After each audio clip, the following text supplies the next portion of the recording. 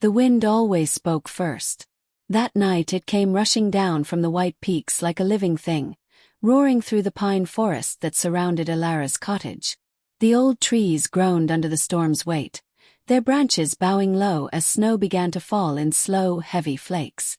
Inside, Ilara Murison sat close to the fire, a blanket wrapped around her shoulders, and listened to the voice of the wind as if it were an old friend. The little house was deep in the Carpathian Mountains, far beyond any village road. She had built it herself on the ruins of her grandmother's hut, stone by stone, wood by wood. In summer, it was surrounded by wildflowers and herbs. In winter, it was a world of silence and white, broken only by the hiss of her fire and the creak of the pines. Ilara liked it that way. Silence had become her companion after years of whispers and accusations. Witch, the villagers had called her. Cursed blood, they said when the fever took their children and her remedies could not save them. She had buried her mother and father under the same oak tree, then walked away from the world without looking back. Now, 5 years later, she found comfort in the rhythm of solitude. Her days were spent studying plants and old books on healing. Her nights belonged to the forest, the sounds, the shifting shadows, the soft breathing of the land. That evening, the storm had come earlier than expected. The sky had turned gray by afternoon, and now the snow came thick and fast, swirling against the window panes like ghosts trying to get in. Ilara added another log to the fire, watching sparks shoot upward. She whispered, half to herself, half to the flames, "Looks like it's just you and me tonight." Her voice sounded strange after so many quiet days. She smiled faintly at the thought, rubbing warmth into her hands.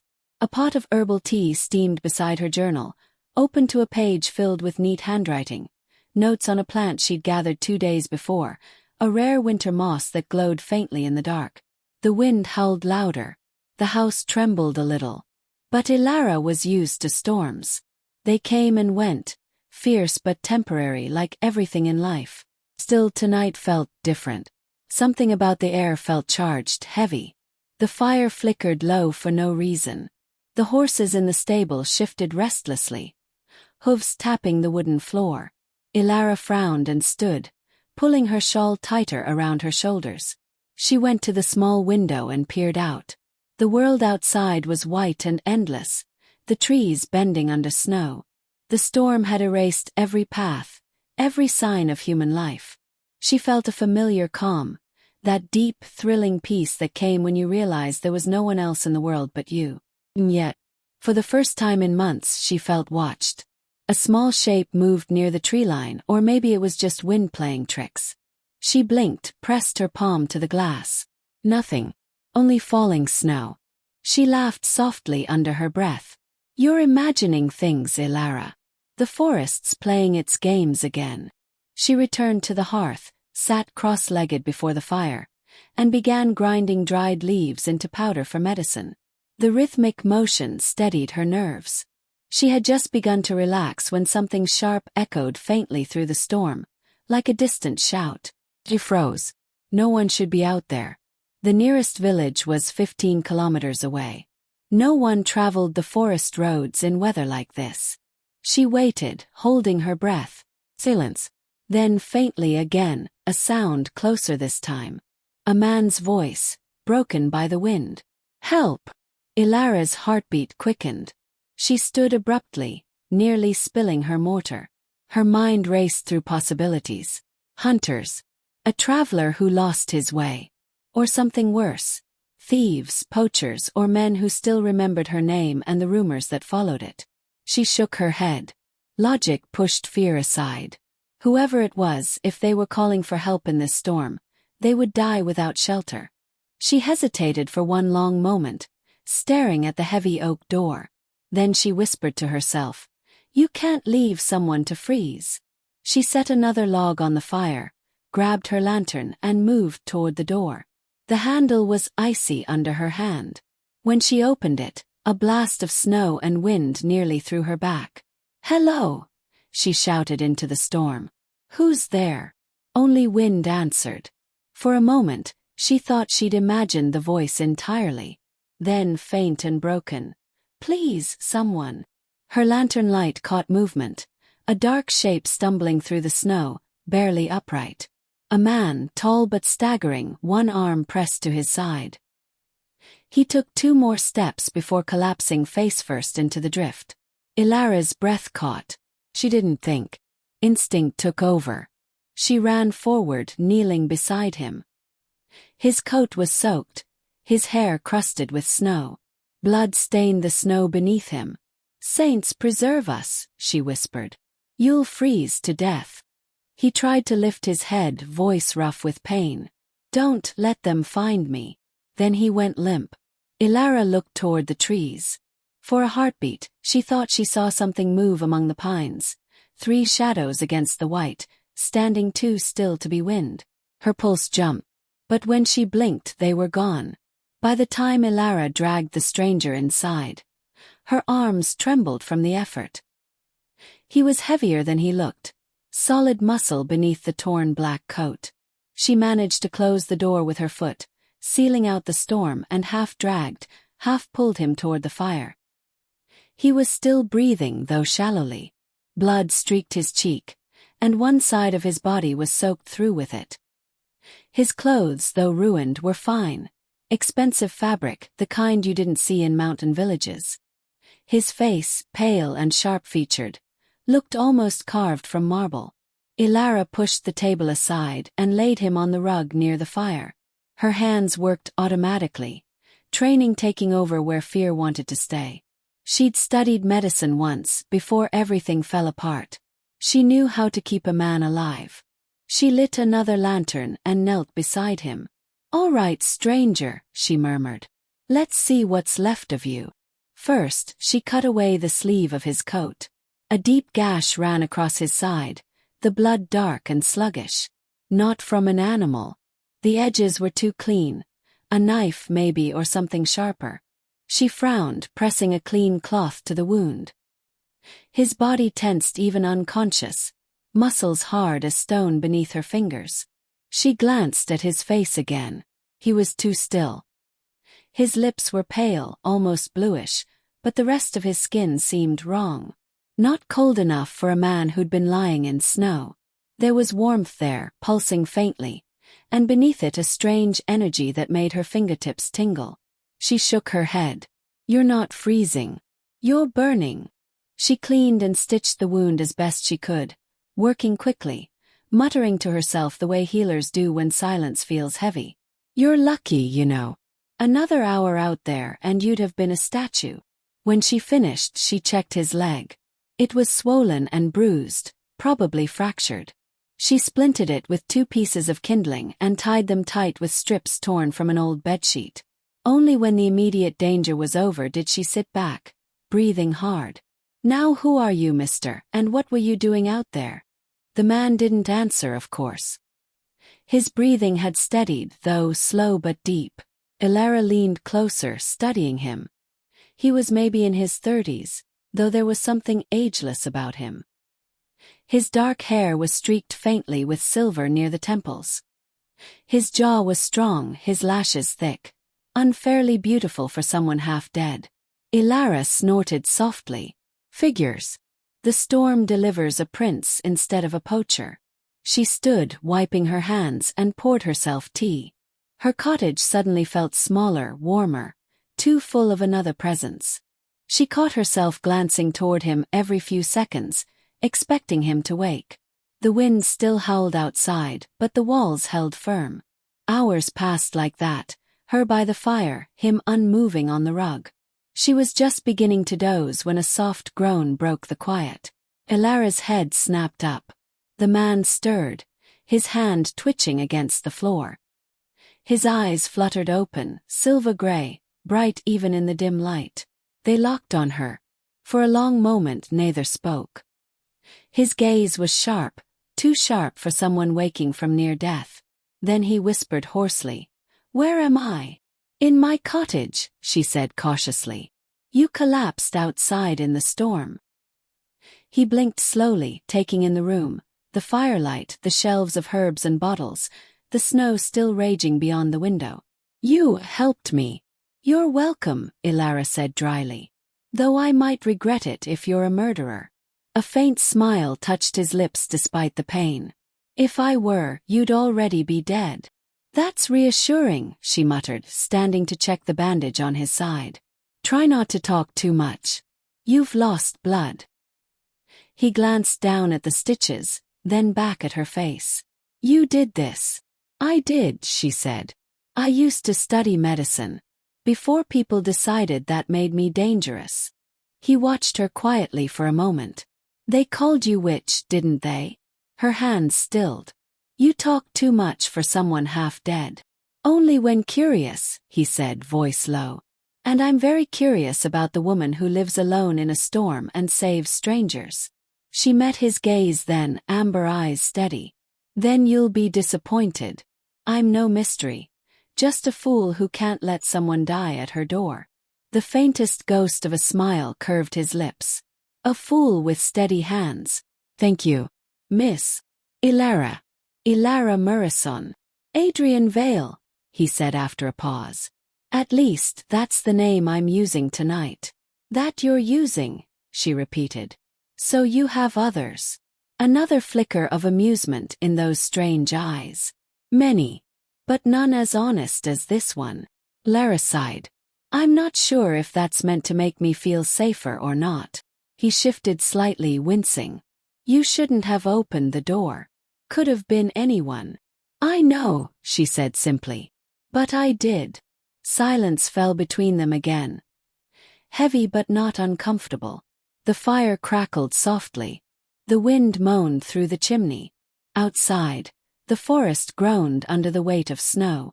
Finally Adrian spoke again, voice quieter. You should bar the door. Why? Because, he said, eyes flicking toward the window.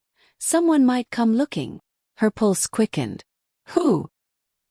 He hesitated, then gave a small, humorless smile. Bad men. Worse than the storm. Ilara studied him for a long moment. You brought trouble here. Yes, he admitted. And for that I'm sorry.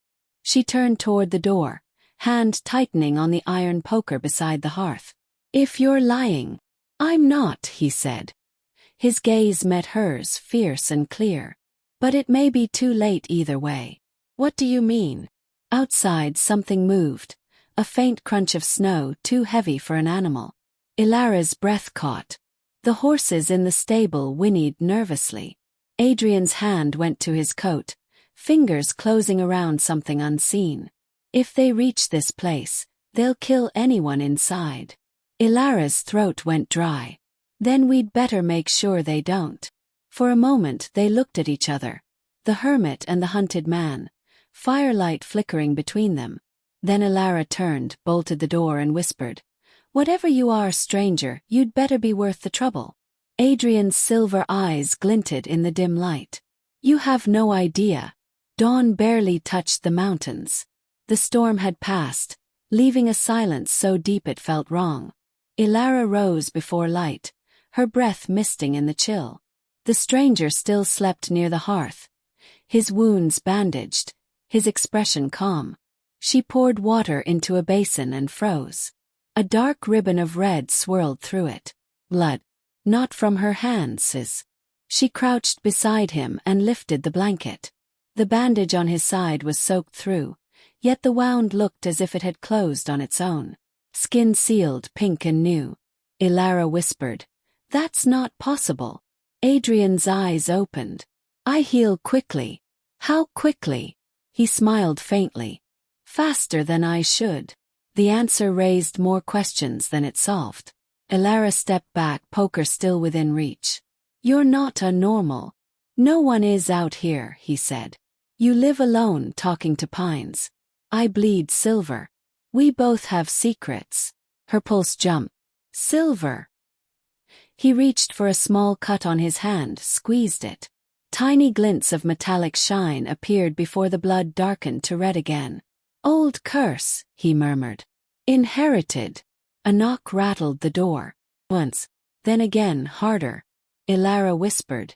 You said people might come. They're early. He pushed himself upright, pain flashing through his face. Don't answer. If you value your life. The knock turned to a pounding. A man's voice, muffled but clear. Anyone inside? We need shelter. Ilara's breath came quick. The polite tone sounded wrong, forced. Adrian shook his head once. They'll smell blood. My blood. She whispered. Who are they? Hunters, he said. Paid to bring me back, dead or breathing. Ilara stared at him. Back where? His expression darkened. To a cage. The pounding stopped. Silence pressed against the walls. Then the sound of footsteps moving around the house. Adrian's silver eyes flicked to the window. They're circling. 3 at least. He limped toward the back door, steady despite his injuries. Is there another way out? A shed. Leads into the trees. He nodded. Good. You'll take it. I'm not leaving my own house. His gaze hardened. If they find you with me, they won't ask who you are. They'll kill you. Lara's jaw set. Maybe. But I don't run from my home. She grabbed the rifle from the wall and checked the chamber. You'll need me if they get in. Adrian studied her, surprise flickering in his eyes. Then he nodded.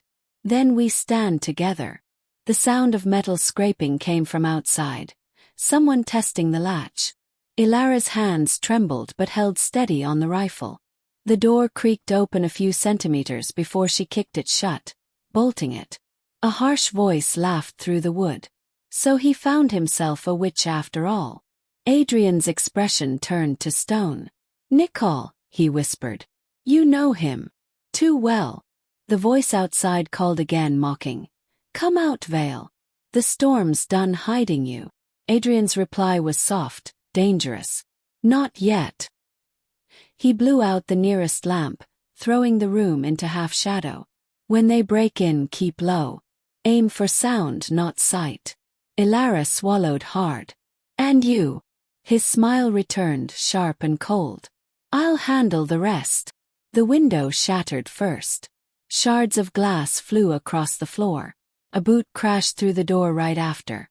Snow and smoke-scented air burst inside with the attackers. Ilara fired once. The shot tore through the doorway. A shout followed, then silence. Her ears rang. Adrian moved like shadow, faster than any injured man should. He slammed one intruder against the wall, the impact snapping bone. Another lunged at him with a knife. Adrian caught his wrist, twisted, and the blade fell.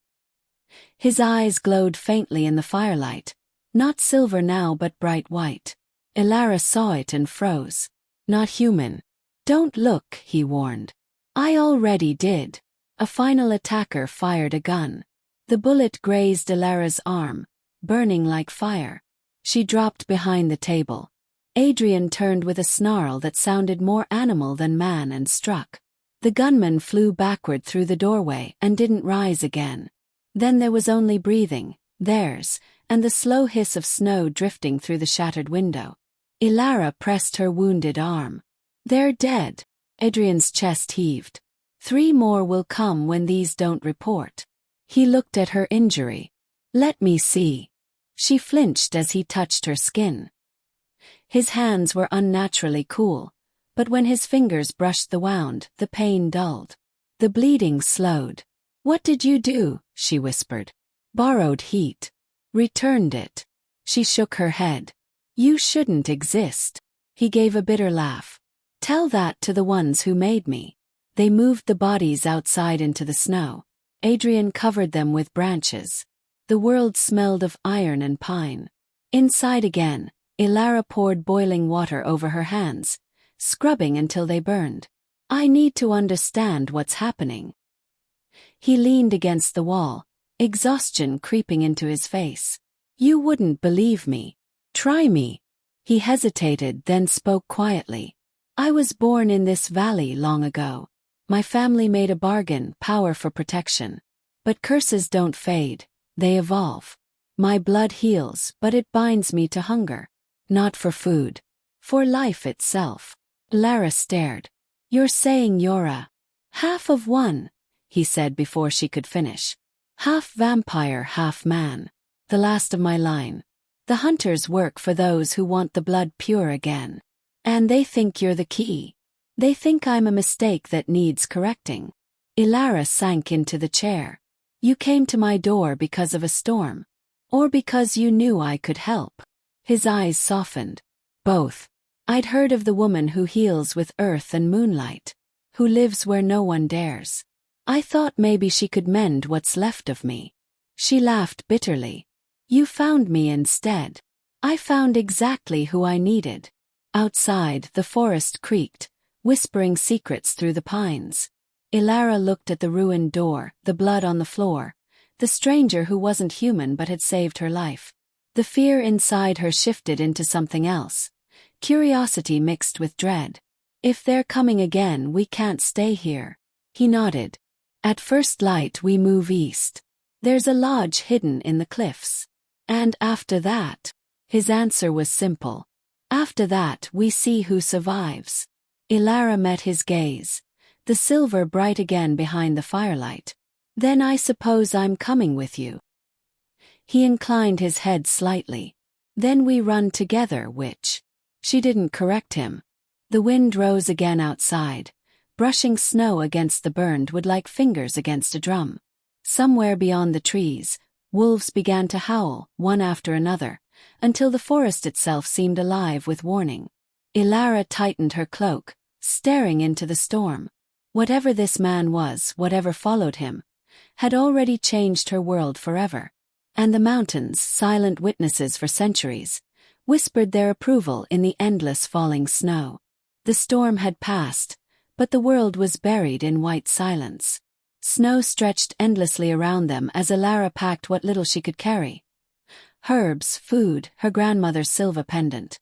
Her hands shook, not from cold but from the weight of what had happened. 3 men dead. A stranger with silver eyes in her house. And now they had to flee. Adrian stood by the doorway, wrapped in her old winter coat. The color had returned to his face, though his wounds were still raw beneath the fabric. He leaned on a makeshift crutch fashioned from the broken chair leg. His movements were slow but precise, almost graceful. Are you sure you can walk that far? She asked. I've walked farther in worse shape, he said, his voice rough but steady. But I can't promise I'll be quiet. Ilara threw another log onto the fire, watching the last flames lick the wood. Then we leave before daylight. Tracks will show less in the half-light. Adrian watched her closely. You've done this before. I've done many things to stay alive. He nodded once, and they fell into silence again. The air between them felt fragile, stretched thin by exhaustion and things unspoken. As the first gray light of morning touched the trees, Ilara fastened her coat, slung her bag over her shoulder, and turned to him. Let's go. Outside, the snow crunched under their boots, soft and deep. The forest was still. Not even birds stirred in the cold. Steam rose from their breath in pale clouds as they moved along a narrow path between the pines. For a long while neither spoke. The sound of their steps and the groan of the trees filled the air. Then Adrian broke the silence. Back there, the way you stood your ground, he said quietly. You're not afraid of death, are you? Ilara's lips tightened. I've met it too many times to fear it. He glanced at her. Most people wouldn't have opened that door. I'm not most people. A small smile ghosted across his face. I'm starting to see that. They walked for another hour before the forest began to thin. The snow glowed faintly blue under the rising sun. Ahead, a stream cut through the white landscape, half frozen, half running dark and fast. Adrian stopped suddenly, eyes narrowing. Wait. Ilara followed his gaze. At the far side of the stream, 3 shapes moved between the trees. Quick, low, silent. Wolves, she whispered. Not ordinary ones, he murmured. His hand went to his side where the knife hung. They're scouts. They travel with the hunters. Her pulse spiked. They can't have followed us so quickly. They didn't follow, Adrian said grimly. They were waiting. The wolves stepped from the shadows, large and lean, their fur pale as ash. Their eyes glowed faintly amber, intelligent, almost human. The largest bared its teeth, a low growl vibrating through the frozen air. Elara gripped her rifle, though she knew bullets would be useless against creatures like these. "What do we do?" Adrian's voice was calm, almost cold. "We make them doubt." Before she could ask what he meant, he limped forward into the open. The wolves stopped watching. Adrian straightened his back, his presence shifting, heavier somehow, darker. His silver eyes caught the dawn light and flared like twin moons. "Back!" he commanded in a voice that wasn't entirely human. The sound rolled through the trees, deep and ancient, something older than language. The wolves whimpered and hesitated, stepping back a few paces. Ilara's breath caught. The air around Adrian seemed to hum with energy, bending faintly toward him like metal drawn to a magnet. After a long moment, the wolves turned, melting into the forest shadows.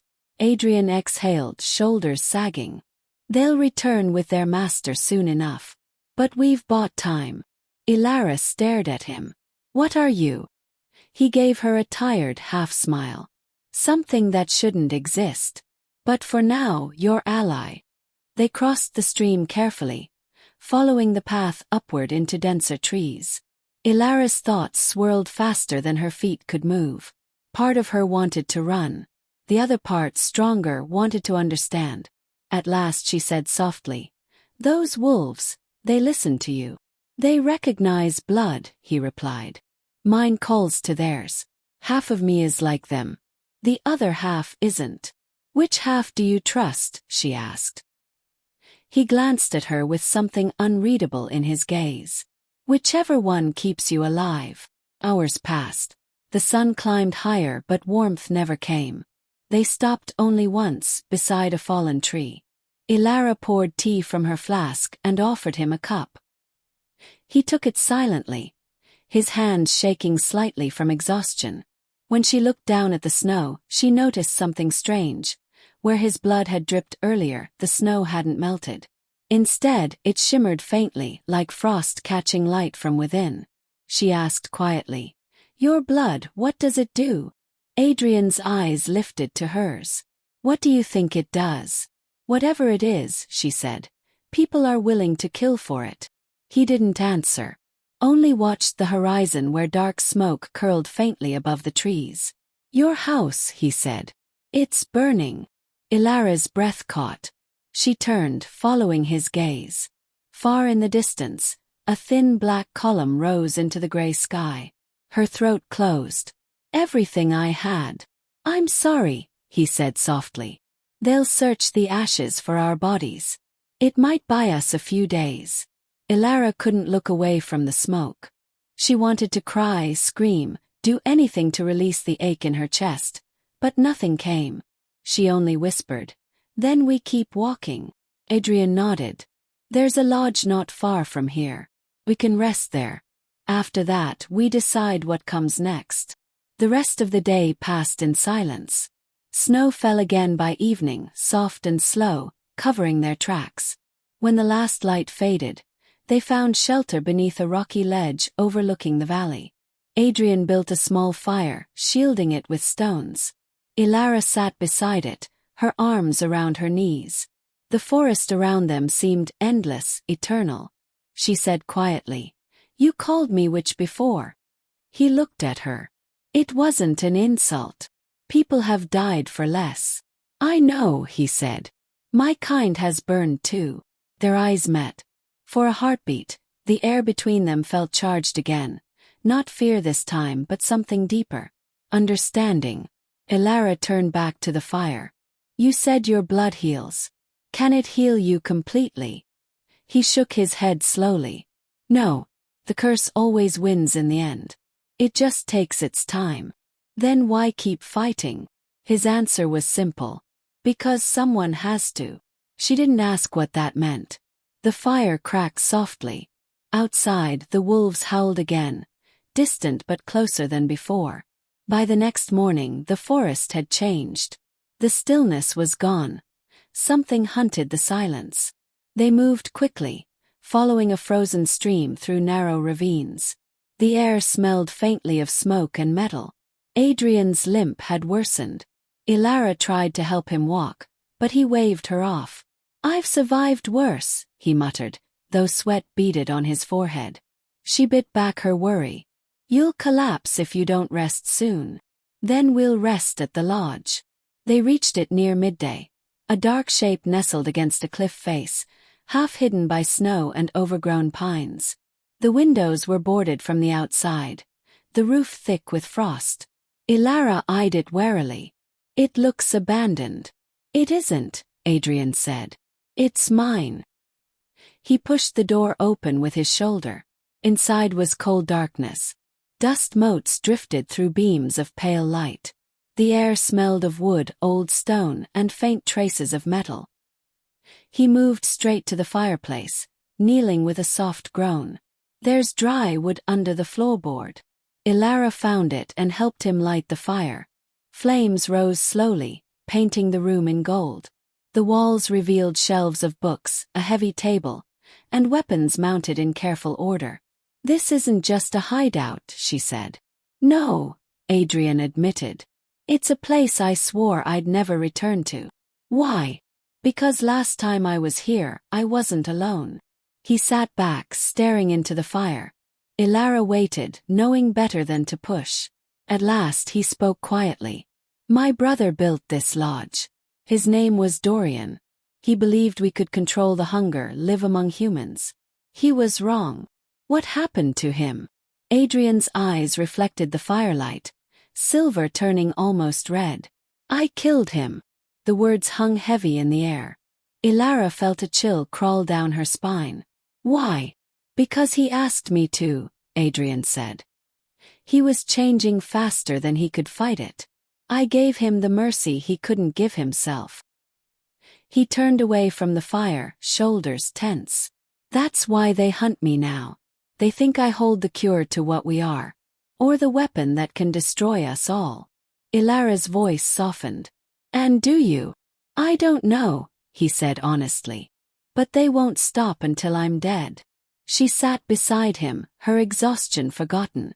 "Then let's make sure they fail." He looked at her, startled. "You still trust me? After everything?" "I don't know if I trust you," she said. "But I believe you." A faint smile tugged at his lips. "That's more than I deserve." Before she could reply, a faint noise outside froze them both. A crunch of snow, soft but deliberate. Adrian rose instantly, pain forgotten. He crossed to the window and peered through the narrow crack between boards. "What is it?" Ilara whispered. "Tracks," he said. "Fresh ones." Her hand went to the rifle. "They found us." He nodded. 3, maybe 4. "They're waiting." She looked toward the door. "What do we do?" Adrian's tone was calm, cold. "We prepare." He moved around the room, checking weapons, setting traps near the doorway. Ilara helped without question, following his sharp, efficient instructions. "Keep low," he told her. "If anything happens to me." She cut him off. "I'm not leaving you behind again." A muscle in his jaw tightened. "Then stay close." Outside, the wolves howled once, a long, low sound that rolled through the valley. Then came silence. Ilara took a deep breath and steadied the rifle in her hands. "They won't burn this one," she said. Adrian's silver eyes met hers. "No," he agreed. "This time they'll burn first." The fire crackled behind them, throwing long shadows on the walls. The wind moaned through the cracks, carrying faint whispers, not of storm but of approaching footsteps. Ilara adjusted her grip on the rifle. "They think we're trapped." Adrian's mouth curved into a dangerous smile. "Let them." He moved to the door, knife gleaming faintly in the dim light. "Because this time the wolves are hunting back." The first bullet shattered the window. Splinters of glass rained across the floorboards. Ilara dove behind the overturned table while Adrian pressed himself against the wall, eyes bright in the firelight. "They're here," he said calmly, almost as if announcing the weather. Snow swirled through the broken window, the wind howling like the wolves that followed their hunters. Outside, shapes moved between the trees. 3, maybe 4 men, rifles slung across their shoulders, faces hidden beneath hoods.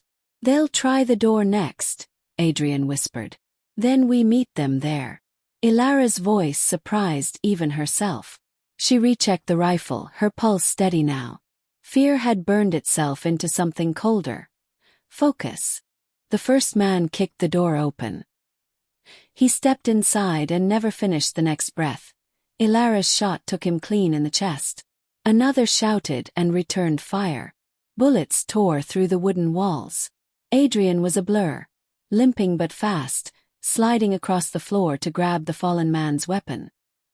He fired through the doorway. Another scream answered him. 2 down, he said. "More outside," Ilara warned. "I saw movement near the pines." A crash from the rear of the cabin made them both spin. Someone had broken through the boarded window. The attacker lunged for Ilara. She swung the rifle like a club, striking his jaw. He staggered back and Adrian was there. Silent, efficient, ending it. For a moment there was nothing but the wind and their ragged breathing. Adrian looked toward the trees. "They'll fall back, call for the rest. We have minutes." "To do what?" "To disappear." He limped to a trapdoor in the floor. Beneath it, narrow stairs led down into darkness. "A supply tunnel," he said. "Dorian built it in case of raids. It runs half a mile to the ravine." Ilara slung the rifle over her shoulder and grabbed a lantern. "Then let's move." They descended into the cold, damp passage, sealing the trapdoor behind them.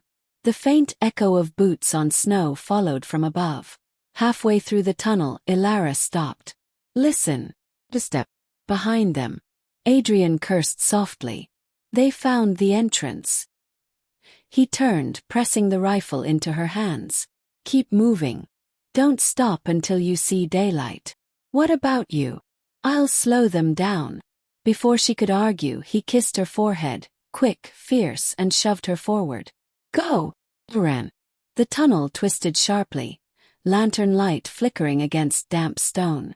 Gunfire cracked behind her, echoing like thunder. Then silence. At last, pale light appeared ahead. She clawed her way out into blinding snow, gulping fresh air. The ravine opened before her, the frozen stream below glittering under moonlight. Moments later, Adrian stumbled from the tunnel, blood streaking his sleeve but alive. "They're dead?" she asked. "For now," he said. "But more will come." They followed the ravine east, the snow deep and unbroken. The cold bit through their clothes, numbing fingers and faces. Behind them, the forest smoked faintly where the lodge burned. Ilara tried not to look back. "That was your brother's place," she said quietly. "It served its purpose." His tone carried no sorrow, only resolve. By dusk they reached the frozen river, a silver ribbon cutting through the valley. The ice groaned under their boots as they crossed, the sound echoing into the trees. On the far bank, Adrian faltered. He sank to one knee, gripping his side. Blood seeped through the bandage again. "Sit," Ilara ordered. "You'll bleed out before we reach anywhere safe." He shook his head. "We can't stop here. Then I'll stop for both of us." She knelt beside him, tearing open his coat. The wound had reopened, deeper this time. "Hold still. Ilara. Don't argue." She pulled a small pouch from her bag and sprinkled dried leaves into her palm. "Winterbane. It slows the blood." He caught her wrist before she could press it to the wound. "That herb kills humans." "I'm not using it on a human," she said, eyes steady. "Trust me." For a moment he searched her face, then nodded once. She pressed the mixture against the cut. He hissed but didn't move. The bleeding slowed within seconds, the edges knitting slightly. "How did you know that would work?" he asked. "My grandmother taught me. She said some plants choose who they heal." Adrian gave a faint, wry smile. "Remind me not to anger you." Snow began to fall again, thicker now. They found shelter beneath a cluster of firs, a natural hollow hidden from view. Elara built a small fire with what dry wood she could gather. For a long time neither spoke. The flames danced, reflecting in Adrian's pale eyes. Finally she said, "You could have left me back there. At the cottage at the lodge. Why didn't you?" He stared into the fire. "Because you opened the door." "That's not an answer. It's the only one I have." The snow muffled everything around them, turning the world into a quiet cocoon. She looked at him, torn, dangerous, still half smiling despite his pain, and felt something shift inside her, something she hadn't allowed in years. "You said they want your blood," she murmured.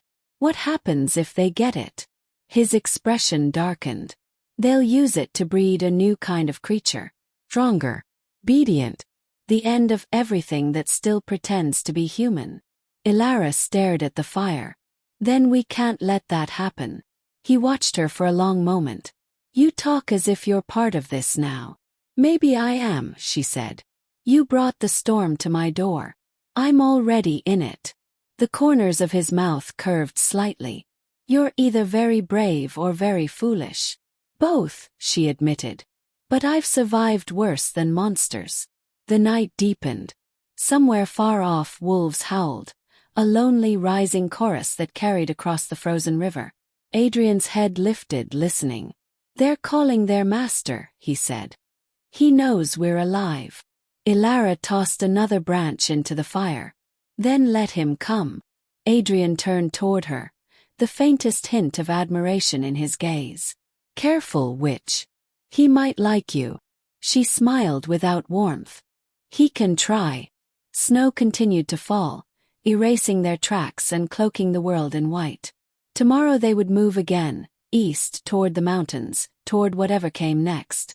But for now they sat close to the fire, two fugitives bound by blood and circumstance, watching the flames fight against the cold. And above them, unseen through the storm, the moon rose red as a wound. By morning the fire had burned down to embers. A weak sun filtered through the snow-laden branches above their shelter. Elara's back ached from the cold ground, but she woke instantly when she realized Adrian was gone. "Adrian!" Her voice disappeared into the trees. Then she heard the faint splash of water. He was kneeling beside the half-frozen river, washing dried blood from his hands. Steam rose where his skin touched the ice. "You shouldn't be moving," she said, crouching beside him. "You'll tear the wound open again." He didn't answer at once. "Do you ever wonder," he said softly, "if we were meant to be what they call us? Monsters. Witches." Elara studied his reflection in the water. The sun touched his face and she saw it. No shadow. The rippling image showed the riverbank, the trees, her own face, but not his. "You have no reflection," she whispered. He met her gaze. "Half of me died long ago. The rest learned to live without mirrors." She didn't flinch. "You saved my life more than once. Whatever you are, you're not the kind of monster they hunt in stories." "Not yet," he said quietly. "But every day the hunger grows." Elara noticed his trembling hands, the veins darkening beneath the skin. He was fighting something deep within. She touched his arm. "Then let me help you." He looked at her fingers resting against his sleeve. "You'd risk that." "I've risked worse." He laughed once, dry, tired. "You don't know what you're offering." "Then tell me," she said. Adrian's eyes shifted, silver shot through with faint red. "If I lose control, I drink blood. I can take life in seconds. I could kill you before I even realized. Then we'll make sure you don't lose control." He stared at her like she'd spoken an impossible truth. "How?" "By trusting me." He said nothing more, but when she reached for his hand he didn't pull away. The cold of his skin felt alive beneath her palm, thrumming with some ancient rhythm. Together they sat until the sun climbed higher, the frost glittering like shards of glass. Later, as they followed the river east, she felt the strange pulse of his energy around her, unseen like heat from a hidden fire. Once, when her foot slipped on the ice, he caught her wrist. A spark shot through both of them, startling enough that they stopped and looked at each other, neither speaking. By midday they reached a small plateau. An abandoned hunter's hut stood there, roof sagging under snow. Inside they found dry wood and a broken cot. Ilara patched the hole in the roof while Adrian set traps outside. When he returned, he found her grinding herbs on a flat stone. "For your pain," she said. "And maybe your hunger." He sniffed the air. "Hemlock, nettle, and something else." "Juniper," she said. "It balances dark energy. Or so the old books claim." He watched as she mixed the powder into hot water and handed him the cup. "It tastes like soil," he said after the first sip. "Then it's working." A smile tugged at his mouth. "You're stubborn. Someone has to be." As evening fell, they sat opposite each other by the fire. Outside the world was silent. Inside, the space between them tightened, filled with unspoken questions. At last Adrian broke it. "When this ends, when the hunters are gone, what will you do?" "Rebuild," she said. "Maybe somewhere new. And if the world still calls you witch." She met his eyes. "Then I'll wear the name proudly." He nodded slowly. "Good. You should." A long moment passed before he added, "They'll come soon. Not just men this time. The ones who made me. They'll want what's in my veins. And they'll smell that I've changed." "How changed?" He glanced toward her. "Ooh. You've changed me." 2 nights later the snow stopped. The moon rose full and pale over the cliffs, revealing a path cut into the rock face. Narrow, steep, almost invisible. Adrian pointed upward. "That's the old road. The hidden lodge is up there." They climbed carefully, boots slipping on ice. The air grew thinner, colder. When they finally reached the top, Ilara gasped at the view. The valley below looked like a sea of silver mist. Above them the stars seemed close enough to touch. The lodge stood against the cliff, built of black stone and heavy beams. No smoke from the chimney, no footprints. "No one's been here for years," Adrian said. Inside was cleaner than she expected. Dusty but intact. A grand hearth, old paintings, shelves of books bound in leather. The smell of cedar still lingered. "This was your family's?" she asked. "My father's house," he said. "Before the curse." He walked to a table covered with parchment. Strange symbols were carved into the wood. "They used this place for experiments," he said bitterly. "Trying to bind life and death together." Ilara ran her fingers over the symbols. "Magic. Science they called it. But there's no difference when both seek power." He opened a chest and took out a small vial filled with silver fluid. "My father thought he'd found eternity in this. It's what runs in me now." Ilara's pulse quickened. "Is that what the hunters want?" "Yes. They want to turn it into a weapon, to make men who can't die." "And you?" He looked at the vial for a long moment. "I want to end it." That night, while he slept near the fire, Ilara explored the lodge. In one room she found old journals filled with sketches of plants and diagrams of blood cells drawn in meticulous ink. One page bore a symbol she recognized, a crescent intertwined with roots. Her grandmother's mark. She froze. "How?" Creaked behind her. Adrian stood in the doorway. "You found her work." "My grandmother worked for your father. She helped him create the first serum," he said quietly. "They thought it would cure disease. It cursed generations instead." Ilara closed the book slowly. "So this is my fault." "No," he said quickly. "They twisted her gift. But it means something else too. You may be the only one who can undo it." She stared at him. "You think I can cure you? I think your blood can balance mine." Her breath caught. "That could kill me." "Maybe. But it could also free both of us." She turned toward the fire, anger and fear rising together. "You should have told me." "I didn't know until now," he said. "The moment I saw that mark, I realized why I was drawn to you. Our fates were linked before we met." Ilara sank into a chair, staring into the flames. If we try this and fail, then you die, he finished softly. And I lose the only person who ever looked at me and didn't see a monster. She looked up sharply. Don't say things like that. Why? Because I might start believing them. Silence again. The fire crackled. The storm whispered outside the stone walls. At last she said, if we're doing this, we do it my way. Slowly, carefully. No more secrets. He inclined his head. Agreed. They worked through the night. Elara prepared mixtures from dried herbs she'd carried, combining them with small drops of his blood. Each test burned or fizzed or turned black. At dawn, one mixture glowed faintly blue. Adrian touched the rim of the bowl. That's new. It feels alive, she said. Like it's breathing. They both leaned closer. The glow reflected in their faces, bright against the cold gray morning.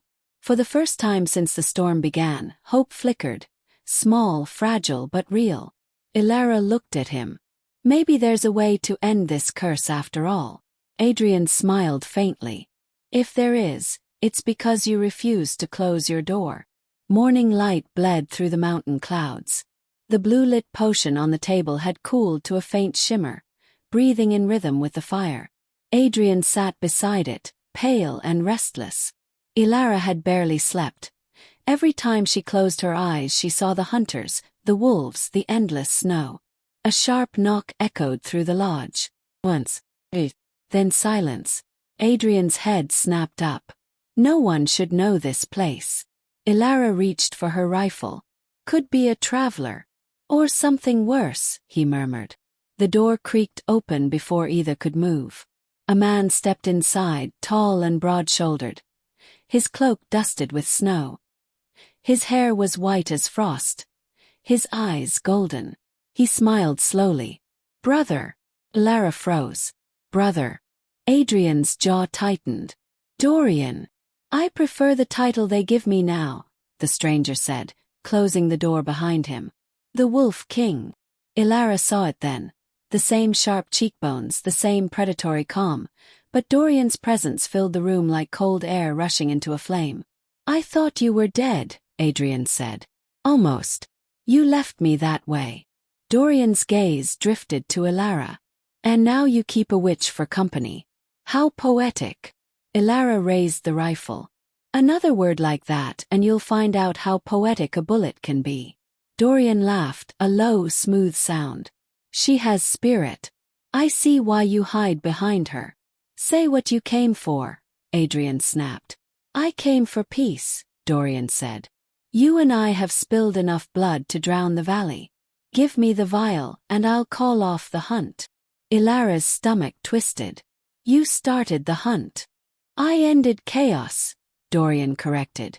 The bloodline must be purified or wiped away. You mean enslaved, Adrian said. Your wolves follow because you feed them lies. Dorian's eyes glowed faintly. They follow because I gave them choice. The same choice I offer you. Come back, Adrian. Together we can control what we are. Adrian's reply was soft but steady.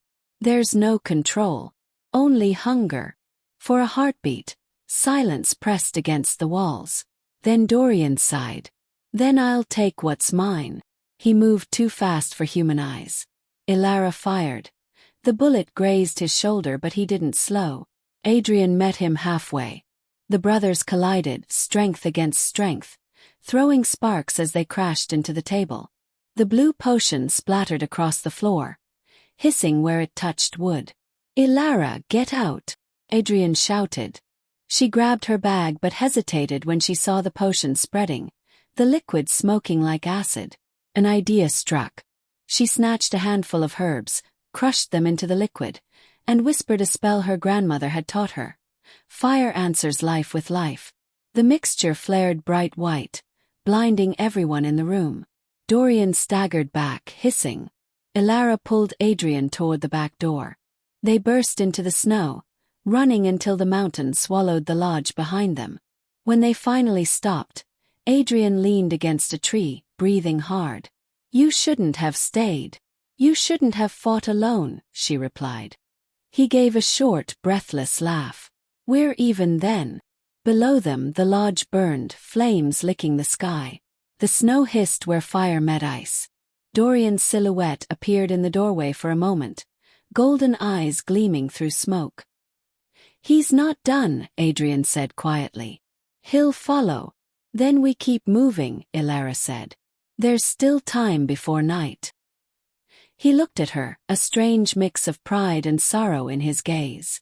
You're more dangerous than you know, witch. She tightened her cloak. Good. They found shelter in a mountain chapel long abandoned to snow and moss. The stained glass had shattered years ago, leaving colored shards scattered across the stone floor. Adrian lit a small fire in the center while Elara tended his reopened wounds. Your brother could have killed us, she said, wrapping the bandage tight. He wanted me alive, Adrian answered. He needs the blood pure. Mine is the last he can use. And he'll keep coming until he gets it. He nodded. That's why tomorrow we leave the mountains. There's a port to the south. If we reach it, I can draw the hunt away from you. She looked up sharply. You think I'll let you walk into a trap alone? He gave her a tired smile. You've already done enough. When this ends, I want you far from it. Elara rose, anger flaring. Don't decide my fate for me. I'm here because I chose to be. The silence that followed was long and heavy. Outside, snow fell again, thin and cold as dust. Then, faintly, came another sound. Footsteps crunching in the snow. Adrian stiffened. No one should be this high up. A shadow filled the doorway. A woman stepped inside, her dark cloak dripping with melted snow. I thought I'd never find you, she said, voice trembling with exhaustion and relief. Elara's breath caught. Marin. The woman smiled weakly. Elara. You're alive. It took a moment to place her face beneath the hood, one of the few villagers who hadn't joined the mob years ago, who had brought Elara herbs in secret after her exile. Elara ran forward, embracing her. How did you? Rumors, Marin said quickly. About a witch in the mountains, about men hunting monsters. I feared it was you. Adrian stayed silent, eyes cold as he studied the newcomer. Marin noticed. You don't trust easily, she said. But I mean no harm. Elara looked between them. She helped me once. She can help again. Marin nodded eagerly. I brought food, supplies, even word from the villages. People are frightened. Wolves, disappearances. They whisper the Wolf King's name. At that, Adrian turned away. He's closer than we thought. Marin hesitated. Then we move tonight. I can guide you through the southern pass. Elara smiled in relief. Thank you. They rested briefly before setting out. The wind rose, carrying flecks of snow that glittered like dust in the lantern light. Marin led them down narrow paths between jagged cliffs. She moved quickly, confidently, as if she knew every stone. After an hour, the moon vanished behind clouds. The path ended abruptly at a ravine. Elara frowned. This isn't the pass. Marin's voice changed, no longer trembling but cold and clear. No, it's where the Wolf King said to bring you. Before Elara could react, Marin stepped back and whistled sharply. Shadows emerged from the trees, figures cloaked in fur, eyes glowing gold. The hunters. Elara's heart slammed in her chest. Marin, why? I did what I had to, Marin said, face pale but resolute. He promised me freedom if I delivered you both.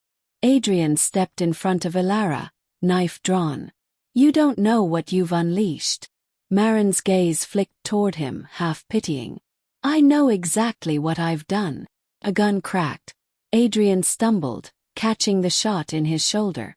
Elara screamed his name, firing back blindly into the darkness. The wolves charged, their howls splitting the air. Adrian lunged forward, movements blurring in the half-light. He cut one down, then another, but there were too many. Blood stained the snow, black under the moonlight. Marin watched from the ridge, trembling.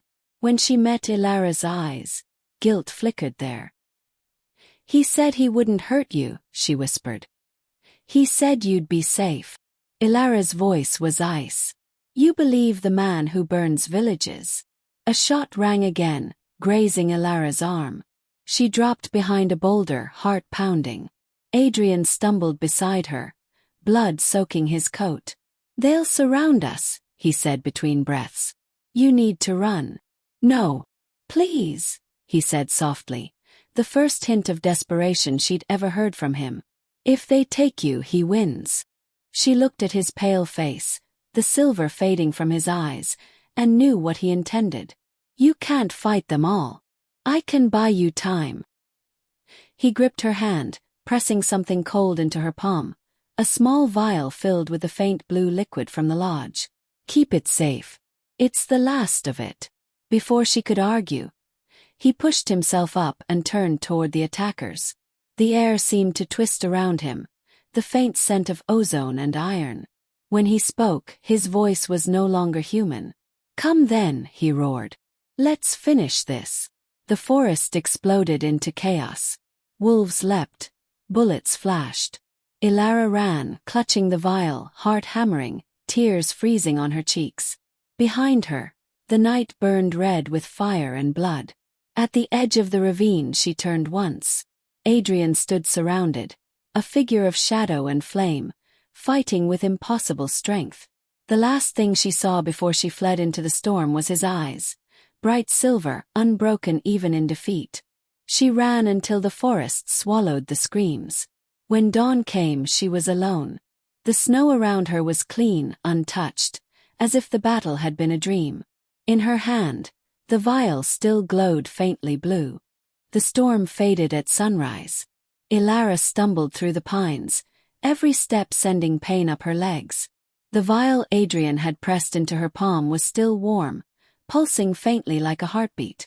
When she lifted it to the light, a shimmer ran through it, blue one moment, red the next. She found a hollow tree and crawled inside, wrapping her cloak tight. Sleep came and went in flashes. Adrian's voice, Dorian's eyes, the sound of wolves tearing through snow. When she woke again, the forest was silent. A weak sun broke through the clouds. She rose slowly and followed the river south until the valley opened before her. In the distance, smoke curled from the ruins of a village. She hesitated, then walked toward it. The streets were empty. Doors hung open, snow drifting across thresholds. In the center square, a single survivor, an old woman, was tending a small fire. The woman looked up. You shouldn't be here, child. I'm looking for someone, Ilara said. No one left to find. The woman studied her closely. You've got that look about you. The look of someone who's touched by death.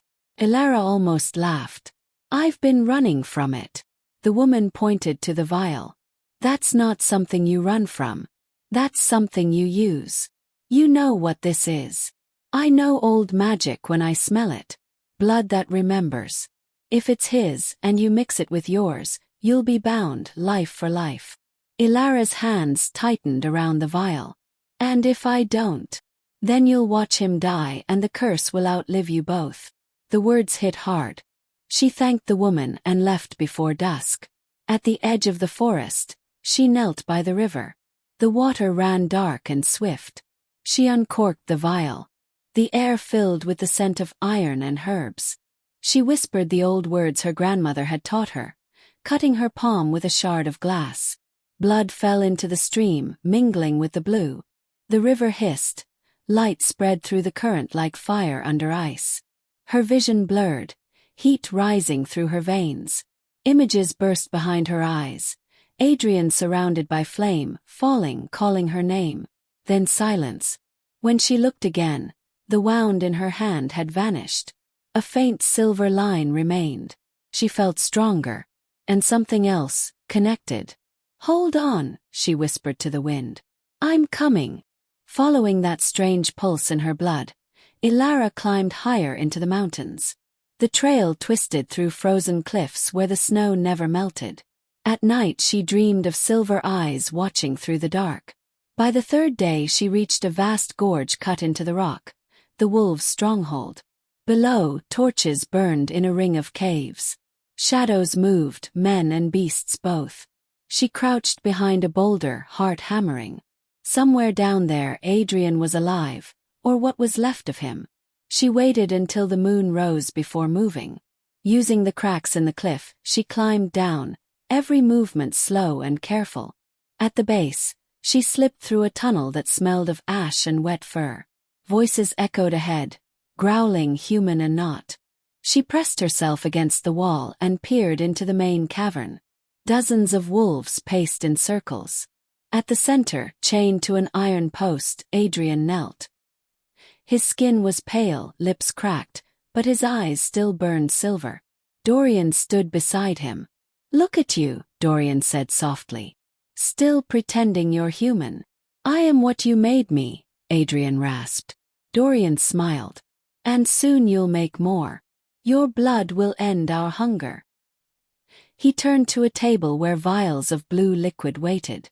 Ilara recognized the markings, the same symbols from her grandmother's notes. Dorian raised one. "All I need is a drop more. The witch's blood to complete the circle." He looked directly toward the shadows where Ilara hid. "Come out, little healer. You've been following the bond." Ilara froze.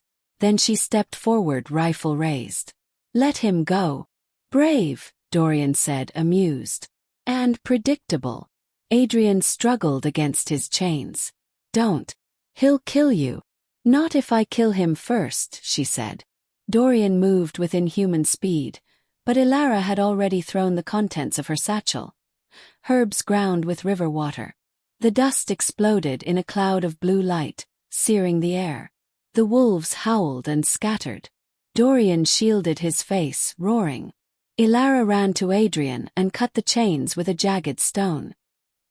He collapsed into her arms, weak but conscious. "You shouldn't have come," he whispered. "I didn't come for permission," she said, pulling him up. "Can you walk?" "Barely." They staggered toward the exit, but Dorian's voice thundered behind them. "You can't run from blood, brother. It binds deeper than love." A wave of force hurled them forward. The tunnel shook, rocks falling from above. They tumbled into the snow outside, gasping. Adrian turned to face the mouth of the cave. "Go," he told her. "No. If he catches you, he wins." Ilara raised the rifle. "Then we finish this together." Dorian emerged, cloak torn, eyes burning gold. "Together," he mocked. "Then die together." The wolves closed in, snarling. Ilara gripped the rifle, ready to fire, but Adrian stepped in front of her. His voice low and steady. "You always wanted the curse pure," he said. "Then take it." He bit his own wrist and flung blood into the snow. Sizzled, glowing red. The wolves hesitated, whining. Ilara realized what he meant to do. "No." He smiled faintly. "Some things can't be healed." But before he could finish, she caught his arm and pressed her palm, the one marked with a silver scar, against his wound. The world exploded in light. Blue met red, fire met ice. The ground split. The wolves fled. Dorian screamed as the glow wrapped around him, his body dissolving into mist. When the light faded, the valley was silent. Ilara looked down. Adrian was on his knees, breath shallow. His eyes, no longer silver but human gray, met hers. "It worked," he whispered. "You broke it." She caught him as he fell. "Don't you dare die now." He smiled faintly. "No mirrors," he murmured. "But in your eyes I see enough." Then he went still. Snow began to fall again, soft and endless. Ilara sat there holding him until the sky turned pale, the mark on her palm glowing faintly with each heartbeat. When she finally looked up, the first light of dawn brushed the mountains gold. The curse was broken, but at a cost neither of them could ever reclaim. Wind swept across the valley, erasing blood and footprints alike. Ilara laid Adrian's body upon a sheet of ice that gleamed like glass. For a long time she sat motionless, her breath clouding in the cold air. The snow fell gently on his face, covering the silver in his hair, making him look almost peaceful. She reached for his hand, still warm, and felt a faint tremor. Not life, not yet, but something caught between worlds. She remembered her grandmother's words. No magic ends cleanly. Every healing demands a wound. The mark on Ilara's palm pulsed again. A thread of silver light wound from her skin into Adrian's chest, disappearing beneath his shirt. The energy felt alive, seeking balance. She closed her eyes and let it flow. When she opened them again, the snow around them was glowing. Adrian's chest rose with a sharp gasp. His eyes flew open, no longer silver but storm gray. He blinked, confused, then whispered, "Am I alive?" she said softly. "For now." He pushed himself up weakly. Dorian, gone. The curse took him instead. A silence settled. Somewhere far below, the wolves howled one last time and were still. Adrian looked at her hand, at the silver scar that still glowed. "You bound us." "I saved you," she corrected. "By binding my life to yours. You took half of what I was. That means when you die, then you'll live," she finished. "That's enough." He shook his head. "You don't understand. The curse always takes payment." Before she could answer, a wave of pain shot through her chest. The light from her palm spread up her arm, threading under her skin. Adrian caught her as she fell forward. "Ilara!" She gasped, vision blurring. Images rushed through her mind. Dorian's experiments, the first serum, her grandmother's hands mixing herbs. Whispers of balance must be kept. She saw herself standing in a circle of roots beneath the mountain, surrounded by shadows shaped like wolves. A voice, her grandmother's, spoke from the dark. "You've tied yourself to the blood, child. To free him, you must finish what we began." Then it was gone. Ilara awoke hours later beside the dying fire. Adrian was watching her, concern written across his face. "You were talking in your sleep," he said. "About a circle. About finishing something." She rubbed her temples. "The circle beneath the mountain, the ritual that started this. It's still there. And you think ending it will break what's left of the curse?" "I don't know," she said. "But if we leave it unfinished, it'll keep pulling us back." Adrian stared into the fading fire. "Then we finish it. Together." By nightfall they had reached the mouth of the cavern where Dorian's fortress had stood. The fire had died days ago, leaving black stone and ice. They climbed through the ruins until they found a spiral stair descending into darkness. Ilara lit a torch. This is where it began. The air grew warmer as they descended. The walls pulsed faintly, alive with veins of silver light. At the bottom lay a wide chamber lined with runes and symbols. At its center was the circle Ilara had seen in her vision, an ancient altar surrounded by frozen roots that looked like bones. She knelt beside it. "This is your father's work." Adrian touched one of the roots. "And hers, your grandmother's. She helped him harness the power of the valley. Blood from both lines, witch and beast. That's why we're linked." Ilara unwrapped the vial that still glowed faintly blue. "If this blood is part of the curse, maybe it can also undo it." She poured a single drop onto the altar. The runes flared to life, filling the chamber with light. The air vibrated. The roots began to move, curling upward like hands. Adrian caught her arm. "It's feeding on you." She grimaced, pushing forward. "Then it'll feed until it's done." The light rose higher, blinding. Images flashed around them. Her grandmother mixing herbs, Dorian laughing, wolves running under a red moon. Adrian pulled her back, but the light followed, wrapping around both of them. "Ilara, stop," he shouted. "If I stop, it starts again." She felt the magic shift, choosing. It wanted one life, not two. The bond demanded balance. Adrian realized it at the same time she did. "It's me or you," he whispered. Her eyes filled with tears. "No.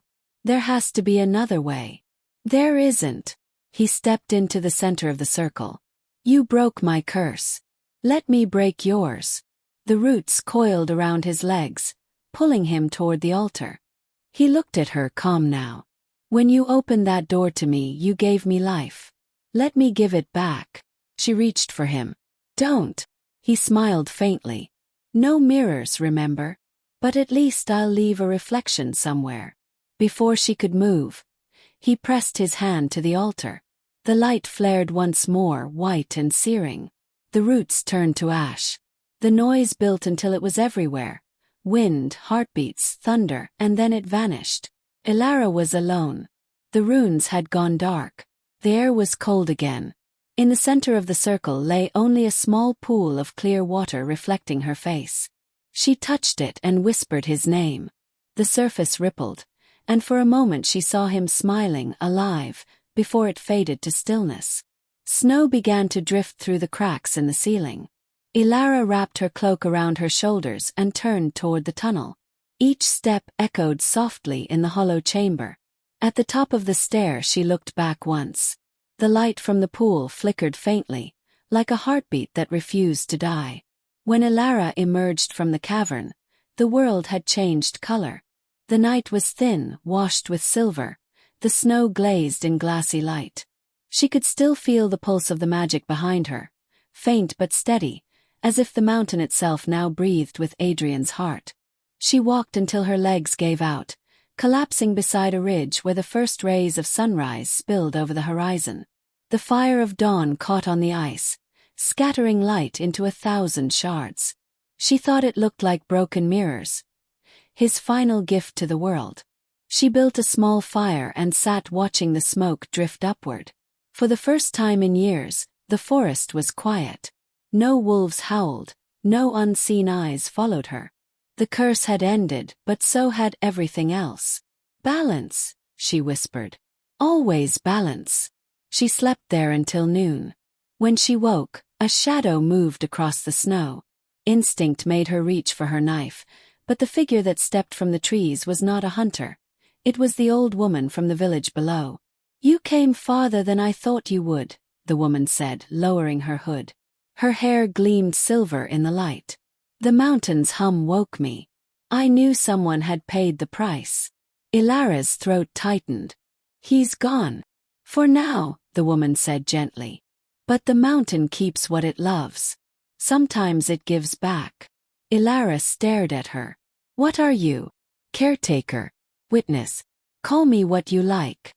The woman crouched by the ashes of Ilara's fire and traced a symbol in the soot, the same crescent and root emblem her grandmother once used.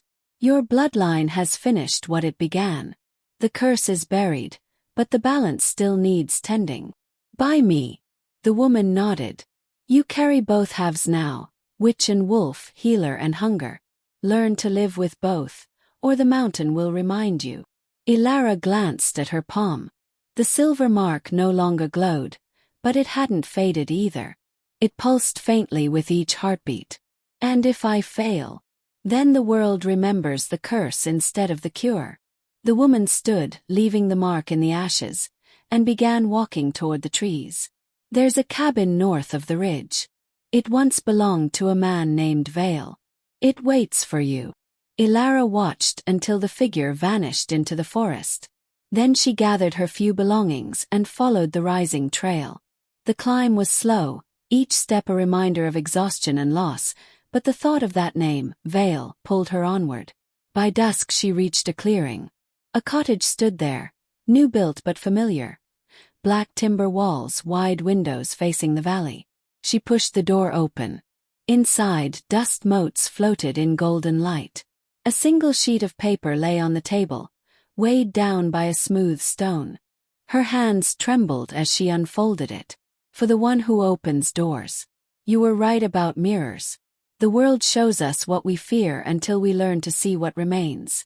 Live Ilara. Don't hide. You carry more of me than you know. The ink shimmered faintly, silver turning to gray. A tear fell onto the page, blurring the words. She pressed the letter to her chest and sank into the chair by the window. Outside, the last smoke of the burning cavern drifted skyward, fading into clouds. When darkness came, she lit a candle and whispered to the emptiness.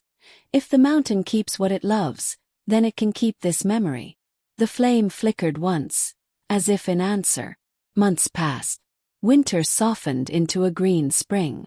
The valley thawed, rivers running free again, carrying the last ash of the curse into the distant sea. Ilara stayed in the cabin, rebuilding it into a home. She filled the shelves with herbs and seeds, replaced the broken panes with clear glass. Villagers sometimes came, quietly, respectfully, asking for medicine. They no longer called her witch. They called her doctor, keeper, lady of the pines. She accepted none of the titles but gave them all comfort. The fear that once haunted her eyes had been replaced by something steadier. Sorrow honed into peace. Sometimes at dusk, she felt the pull of the bond in her veins. A heartbeat that wasn't hers, faint but present. She would step outside and stand on the porch, watching the sky turn red. "I know," she would whisper. "You're still out there." One evening as summer approached, she found footprints in the garden. Bare, light, almost hesitant. They led to the riverbank and stopped. At the edge of the water lay a pendant she recognized. Her grandmother's silver circle. The chain was broken, the metal warm. She picked it up. A voice drifted through the pines, low and distant. "You said the world would never forget you." Ilara's heart stuttered. She turned, scanning the trees. Nothing but wind and leaves. Yet the air smelled of rain and smoke, the scent of him. That night she dreamed again of the mountain. The pool in the cavern glowed faintly, and from its surface a hand rose. Familiar, human, reaching upward. She reached back, their fingers almost touching before she woke. In the morning, mist curled through the valley. A figure stood at the edge of the clearing, cloaked and still. For a long moment she thought it was another traveler seeking medicine.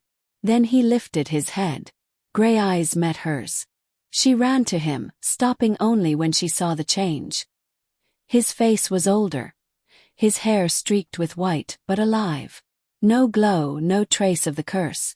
Only the quiet strength of a man who had finally learned peace. "I told you the mountain gives back," he said.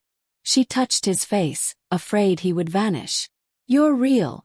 "I am," Adrian said softly. "Mortal now. Thanks to you." Tears blurred her vision. "I thought I'd lost you." "You did," he said, smiling faintly.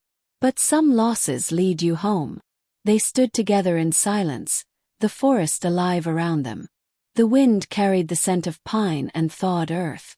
In that stillness, the years of fear and running melted like snow.